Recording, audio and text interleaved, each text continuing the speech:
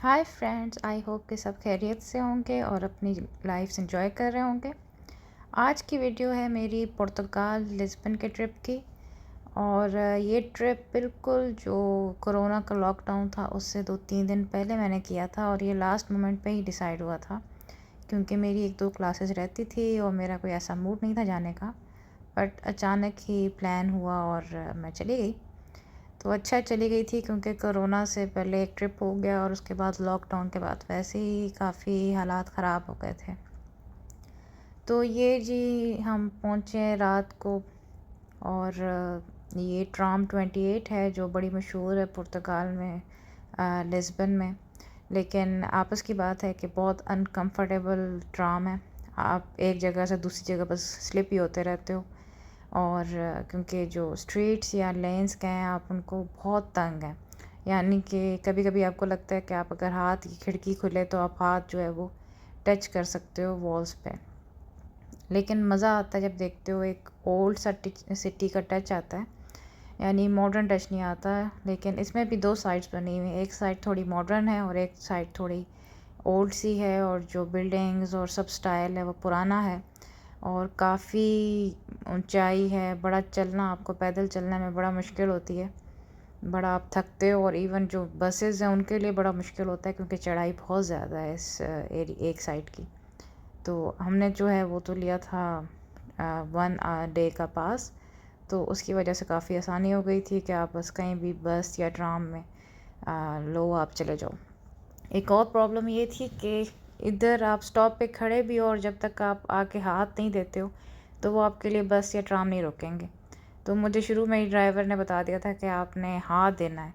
तो ये चीज़ मुझे पता चल गई थी कि आपने हाथ देना है। दूसरा, यहाँ पे जो उनके ड्राइवर थे वो काफ़ी स्ट्रिक्ट थे। कुछ टूरिस्ट मैंने देखे जो विदाउट टिकट आए तो उन्होंने उनको उतार दिया, जबकि फ़्रांस में इतनी सख्ती नहीं होती। सेकंड, यहाँ के जो लोकल थे वो थोड़ी सी रूड थे, यानी कि वो इतने फ्रेंडली नहीं थे। शायद मे बी सीज़न नहीं था, जो भी वजह थी उनका रवैया मैंने जब दूसरे टूरिस्ट का देखा तो मुझे काफ़ी ऑड लगा और काफ़ी लगा जैसे वो मिसबिहेव कर रहे हैं। और हमारी हमेशा कोशिश होती है कि जब भी मैं किसी ट्रिप पे जाऊँ तो वहाँ की टॉप 10 जो टूरिस्ट प्लेसेस हैं वो मस्त देखूँ। एक तो टाइम की कमी होती है, दूसरा बजट इतना नहीं होता। तो इसमें भी जो मैंने कुछ लिखी हुई थी चीज़ें कि मैंने देखनी है, उनमें एक थी जी पिंक स्ट्रीट। जो पिंक स्ट्रीट थी, मेरा ख़्याल था पता नहीं कितनी खूबसूरत होगी, लेकिन वो एक छोटी सी स्ट्रीट थी। और ये नीचे आप देख रहे हैं कि पिंक की हुई है, तो दिन में शायद ज़्यादा अच्छी लगती, लेकिन रात में कोई इतनी ख़ास मुझे अपील नहीं कर रही थी। तो ये स्ट्रीट जी, यहाँ पे 7 बार हैं, कोई क्लब्स वगैरह थे शायद, इसीलिए इसको पिंक स्ट्रीट कहते हैं। तो शायद इसलिए इसका नाम पिंक स्ट्रीट पड़ा हो। लेकिन एक छोटी सी ये स्ट्रीट है जिसके ऊपर उन्होंने रोड पे पिंक कलर किया हुआ है। फिर मेरा जो होता है, हमेशा कोशिश होती है कि मैं जहाँ भी जाऊँ वहाँ की कोई स्पेशलिटी खाने की ट्राई करूँ। और लेकिन जो सबसे मेन प्रॉब्लम आता है वो ये होता है कि वो हलाल है, तो अगर हलाल हो तो मैं ज़रूर ट्राई करती हूँ। और ये इनकी मशहूर एक एलिवेटर है, जब यहाँ से आप जाओ तो आप सीधा ऊपर जाके आपको पूरा व्यू नज़र आता है लिस्बन का। तो क्योंकि जो टिकट था 24 आवर्स का, उसमें ये फ्री था इसका टिकट, तो ये मैंने इसको फ्री यूज़ किया ऊपर जाने के लिए। और ऊपर आके ये सारा, आप ऊपर आते हो तो ये सारा एरिया है और यहाँ से आपको सारा नज़र आ रहा है। बड़ा पुरसुकून था, रश नहीं था, क्योंकि मार्च का महीना था और मार्च ऑफ सीज़न होता है, इतना सीज़न नहीं होता। और उन दिनों नया नया एक कोरोना की कहानी निकली थी, तो लोग थोड़े से कंफ्यूज थे। क्योंकि जब भी मैं किसी से पूछती थी, पहले अभी 1 या 2 केसेस निकले हैं जो इटली से टूरिस्ट आए थे उनमें निकला है। तो उस वक्त तक यहाँ पे कोई ऐसी केयर या उसका नहीं था, एहतियात नहीं की जा रही थी। इवन फ्रांस से आते हुए भी कोई ऐसा नहीं पता था कि कुछ होने वाला है। वो तो वापस आती है अचानक पता चला भाई कोरोना आउट ऑफ कंट्रोल हो गया है, सब कुछ बंद कर दो, आपने लॉकडाउन हो गया, आपने कमरों से नहीं निकलना, घरों से नहीं निकलना। तो एकदम ही दुनिया बदल गई थी। मैंने पुर्तगाल के ट्रिप में 2 शहर विज़िट किए थे। एक मैंने पोर्तो विज़िट किया था और एक लिस्बन। लिस्बन जो है वो कैपिटल है पुर्तगाल का। और मोस्टली लोग जो हैं उनको पोर्तो अच्छा लगता है, लेकिन मेरे केस में मुझे लिस्बन ज़्यादा अच्छा लगा। क्योंकि एक तो ये मैं शुरू में आई, पहली सिटी थी, तो आप थोड़े फ्रेश होते हो। सेकंड, ये मुझे थोड़ी इसमें चढ़ाई और वो कम लगी जितनी पोर्तो में थी। उसमें बहुत ज़्यादा चढ़ाई थी और बहुत तंग तंग, जैसे लगता था वहाँ पर सूरज ही नहीं आता होगा घरों में। तो मुझे वो इतनी सिटी अच्छी नहीं लगी इसके मुकाबले में। ये फिर थोड़ी खुली थी, इसमें भी चढ़ाई बहुत है, लेकिन फिर ये है कि आप ट्राम जो बड़ी अनकंफर्टेबल है, आप उसमें इधर उधर गिर ही रहे हो तो वो काफ़ी स्लिपरी सीट्स हैं, कोई मतलब, और ऊपर चढ़ाई बहुत है तो आप कभी इधर गिरते हो कभी उधर गिरते हो, और रश भी बहुत होता है। छोटी सी ट्राम्स हैं, लेकिन जो इनका यहाँ पे पानी के साथ बैठने की जगह है वो बहुत मज़े की थी। और मेरे साथ गलती हुई कि मैं, क्योंकि इतनी मुझे मेकअप और स्किन केयर का इतना शौक़ नहीं होता, तो मैंने कहा चलो ये इतना मौसम मार्च है, इतनी धूप नहीं होगी, तो मैंने केयर नहीं की, ना मैंने सन स्क्रीन यूज़ किया ना कुछ किया। तो यहाँ जब धूप में बैठ के उस वक्त तो नहीं फ़ील हुआ, जब बाद में वापस आई कमरे में तो पता चला कि मेरी सारी स्किन जो है वो बर्न हो चुकी थी। और ये वो एरिया था जहाँ पे बैठने का मज़ा तो बड़ा आ रहा था, लेकिन उसका जो आफ्टर इफ़ेक्ट्स थे वो काफ़ी ड्रास्टिक थे स्किन के लिए। तो हमेशा आप लोग कहीं भी ट्रिप पे जाएं तो स्किन केयर का काफ़ी ख्याल किया करें, स्पेशली सनस्क्रीन ज़रूर यूज़ करें। यूरोप में जो है वो सनस्क्रीन जो है वो मस्ट है, क्योंकि यहाँ पे आपको फ़ील होता है कि जैसे नारान का कान आप जाते हो तो आपको फ़ील होता है कि मौसम बहुत आराम, वो है, धूप इतनी सख्त नहीं है, लेकिन वहाँ पे भी आपकी स्किन 2 मिनट में बर्न हो जाती है, क्योंकि इन एरियाज़ में धूप बहुत सख्त होती है। ना भी आपको फ़ील हो कि ठंड है, मौसम अच्छा है, लेकिन आपकी स्किन जला कर रख देती है इन एरियाज़ की धूप।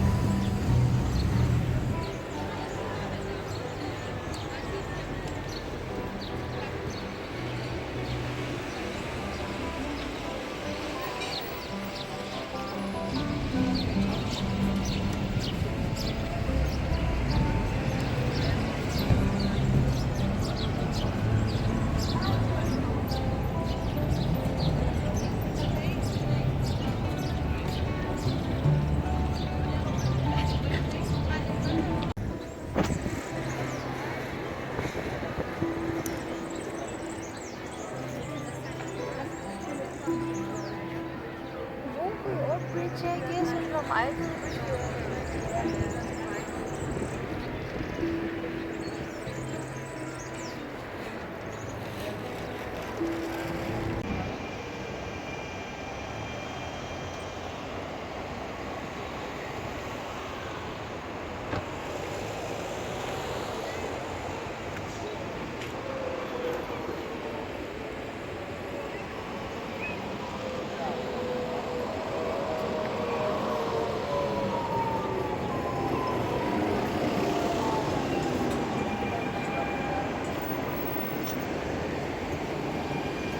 ये है वो दूसरी साइड जिसका मैंने ज़िक्र किया कि थोड़ी मॉडर्न है, प्लेन है और काफ़ी खूबसूरत है।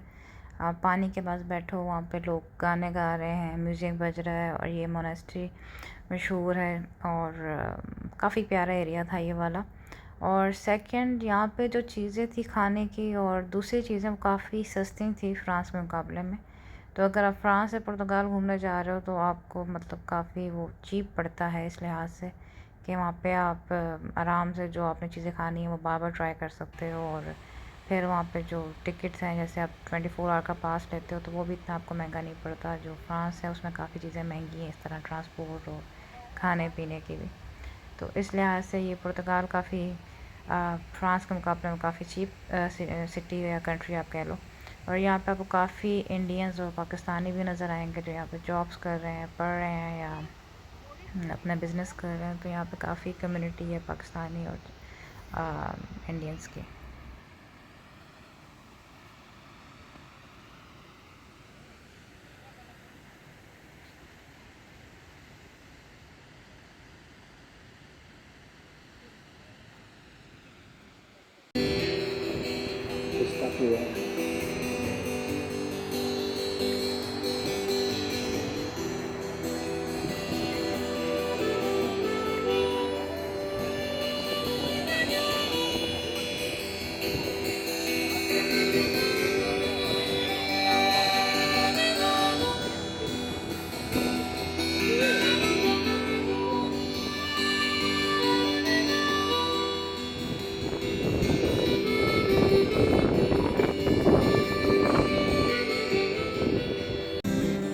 Wake you up in the middle of the night, just to hear them say, yeah, welcome to the Hotel California. Ooh, such a lovely place, such a lovely place. You're living it up at the Hotel California. What a nice surprise, thank you.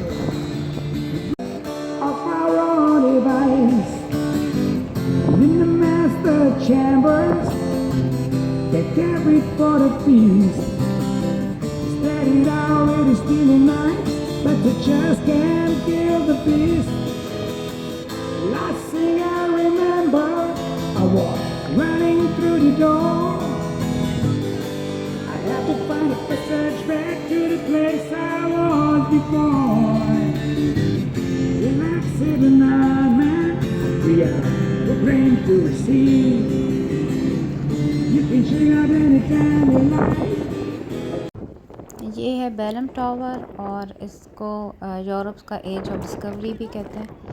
और जो आपको ज़्यादा tourist attraction की जो जगह थी Lisbon में, वो सारी आपको तकरीबन एक ही जगह पे मिल जाती हैं। जैसे ये बेलम टावर है, पीछे जो मॉन्यूमेंट था, या मोनेस्ट्री है, या इस तरह की सारी चीज़ें आपको इर्द गिर्द ही मिल जाती हैं। तो आपको ज़्यादा घूमना फिरना नहीं पड़ता, तो काफ़ी इजी रहता है।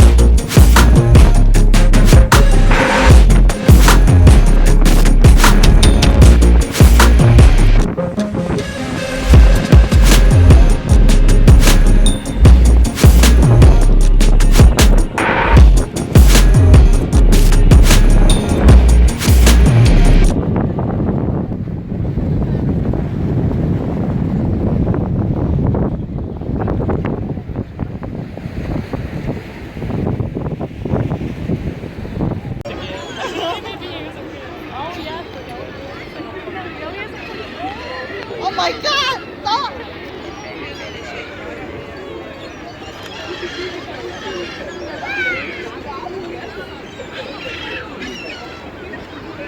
Like,